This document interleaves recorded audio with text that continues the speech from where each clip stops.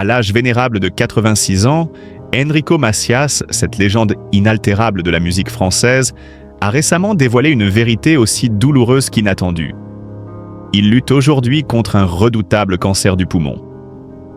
Cette révélation a frappé comme un coup de tonnerre, suspendant le souffle de millions d'admirateurs à travers le monde, tous unis dans une attente fébrile d'un miracle salvateur. Enrico Macias, c'est bien plus qu'un simple chanteur. C'est un symbole vivant d'une histoire multiple, un pont entre des cultures, un conteur d'émotions profondes dont les chansons ont traversé les frontières et les générations. Né à Constantine en Algérie, il a su conjuguer ses racines méditerranéennes avec la richesse culturelle française pour devenir une icône universelle, capable de faire vibrer les âmes les plus sensibles. Son parcours, marqué par l'exil, la nostalgie et une passion inébranlable pour la musique, s'est transformé en un véritable hymne à la vie, à l'amour et à la fraternité. Aujourd'hui pourtant, cette force immense se trouve mise à rude épreuve. Le cancer du poumon, implacable et sournois, a pénétré dans la vie d'Enrico Macias, imposant un combat à la fois intime et public. Ce n'est pas seulement une bataille médicale, c'est un défi existentiel. Chaque jour est désormais un champ de bataille où le souffle d'un homme s'oppose à une maladie qui menace de le priver de ce qui a toujours été son essence. La voix. Cette voix si chaleureuse, si vibrante, qui a bercé tant de vies, qui a porté des messages de paix et d'espoir, risque de se taire. Mais à 86 ans, Enrico Macias n'est pas homme à renoncer. Sa carrière, jalonnée de triomphes, de collaborations prestigieuses et de mélodies immortelles, est la preuve vivante de sa résilience. Il a affronté les tempêtes de la vie avec une dignité rare, transformant chaque coup dur en une source d'inspiration. Le public, fidèle et ému, se rassemble autour de lui, envoyant un élan colossal d'amour et de soutien. Partout, les hommages affluent, rappelant combien cet artiste a marqué non seulement la musique, mais aussi l'humanité tout entière par son engagement et sa générosité. Dans cette période sombre, l'histoire d'Enrico Macias devient un puissant récit d'espoir et de courage. Il incarne cette lumière qui refuse de s'éteindre face à l'adversité. Ses mots, ses chansons, ses gestes continuent de résonner avec une force renouvelée, comme un cri de défi lancé à la maladie.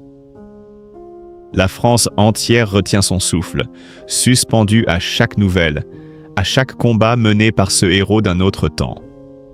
Le combat d'Enrico Macias transcende la simple dimension médicale. Il nous rappelle la fragilité de la vie, la nécessité de chérir chaque instant et surtout, l'importance de l'amour qui unit les êtres humains au-delà de toutes les différences. Cet homme qui a su traverser les épreuves avec grâce devient aujourd'hui un symbole universel de la résistance face au mal, un modèle de dignité et d'humanité. Les jours à venir seront déterminants. Mais quoi qu'il arrive, Enrico Macias aura déjà écrit la plus belle des pages. Celle d'une existence riche en émotions, en musique et en partage, celle d'un homme qui a su toucher le cœur de millions de personnes. Dans ce moment où la vie semble vaciller, son histoire nous invite à croire en la force du courage, à espérer en la magie du miracle, à célébrer un destin hors du commun. Car Enrico Macias, plus qu'un artiste, est une légende vivante, une étoile dont la lumière éclaire encore notre monde. Sa voix, même dans la tempête, continuera de chanter dans nos mémoires, témoignant à jamais de la grandeur d'un homme qui a su, malgré les épreuves, rester fidèle à lui-même et à ses rêves. Enrico Macias, de son vrai nom Gaston Grenacia, est une légende vivante de la chanson française. Né en décembre 1938 à Constantine, en Algérie, cet artiste au parcours hors du commun incarne plus de 60 années de passion musicale et de dévouement sans faille. Issu d'une famille juive algérienne, Enrico porte en lui l'âme profonde d'un exilé, celle d'un homme qui, à travers ses boléros, ses tangos et ses mélodies méditerranéennes, transmet la douleur du déracinement, mais aussi l'espoir d'une paix retrouvée. De ses premiers concerts dans les petits cafés d'Alger jusqu'aux plus grandes scènes comme l'Olympia à Paris, Enrico Macias a conquis le cœur de millions de fans. Avec plus de 60 millions de disques vendus et près de 500 chansons à son actif, il est devenu une voix incontournable, un messager de paix et d'émotion. En 1997, son engagement lui vaut même le titre honorifique de messager de la paix des Nations Unies. Mais derrière cette notoriété se cache un homme marqué par la douleur et les épreuves.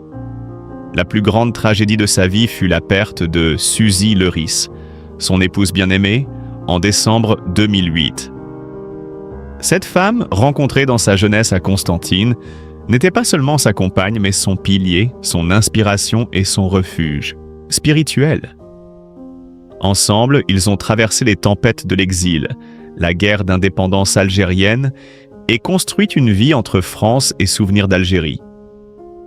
Dans son autobiographie « Mon Algérie », Enrico confie avec une émotion bouleversante. « Quand Suzy m'a quitté, c'est comme si une partie de mon âme s'était envolée. Chaque chanson que j'ai écrite depuis lui rend hommage, qu'elle soit douce ou douloureuse. » Suzy souffrait d'une maladie cardiaque congénitale et malgré de nombreuses interventions, elle n'a pu vaincre la maladie.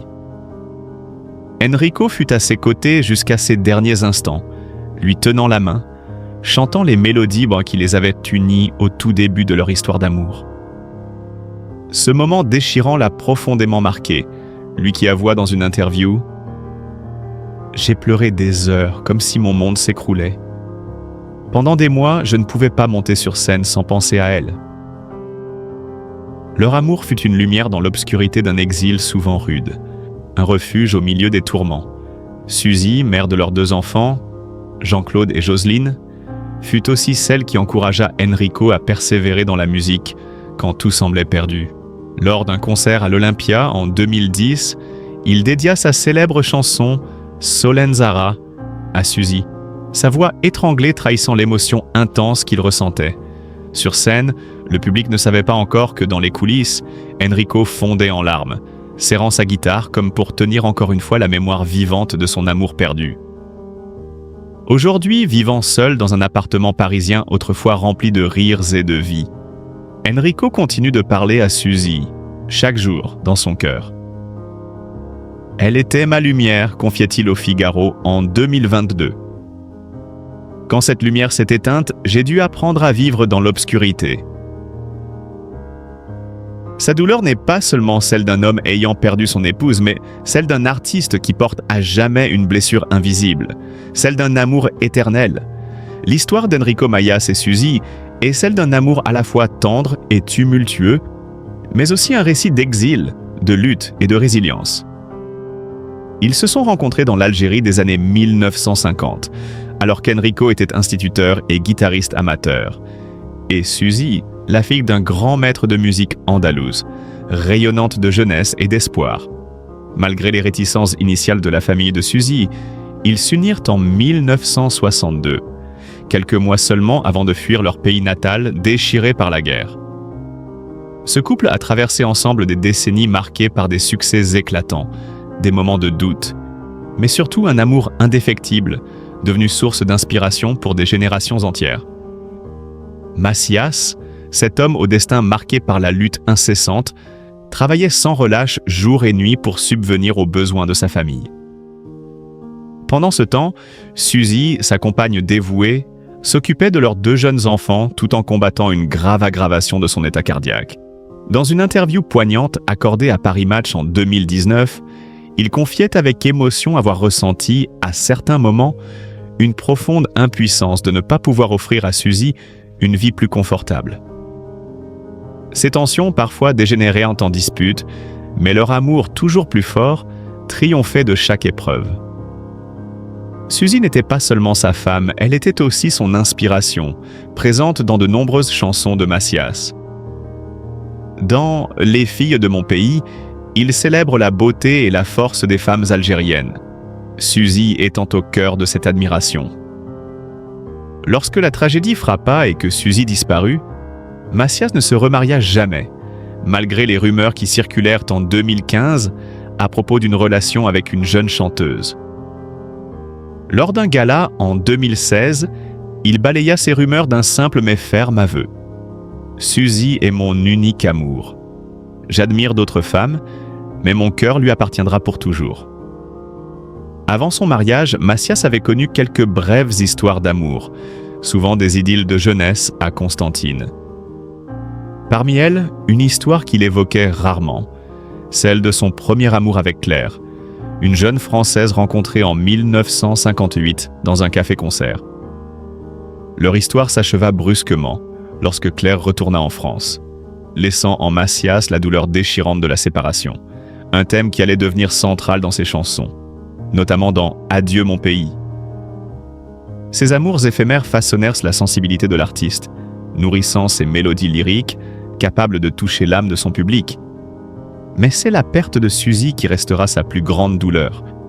Elle l'a souvent poussé à se demander s'il pourrait un jour aimer quelqu'un d'autre. En 2023, lors d'une interview avec RTL, il déclarait avec une sincérité bouleversante « Mon amour pour Suzy est éternel.